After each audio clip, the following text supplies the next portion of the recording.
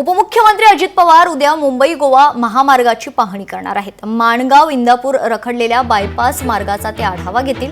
वाहतूक कोंडीवर पर्यायी मार्गावर विचार विनिमय देखील करण्यात येईल, अशी माहिती खासदार सुनील तटकरे यांनी दिली आहे। उद्या आमदार अजितदादा पवार उद्या महाडला मोठ्या पक्षप्रवेशाच्या सोहळ्याच्या निमित्ताने त्या ठिकाणी येत आहे।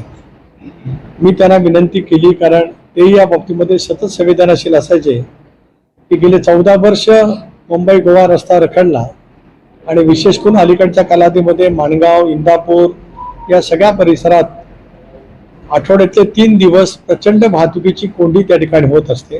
त्याचबरोबर ती पर्यटकांची संख्या मोठ्या प्रमाणावरती वाढलेली आहे। अशा वेळेला त्यांना मी आज विनंती केली, उद्या दादा 5:30 वाजता दालगर फाट्यावरती थांबणार आहेत, तिथे त्याची पाहणी करतील। लोकशाही मराठी ऐका, पहा, जागरूक रहा।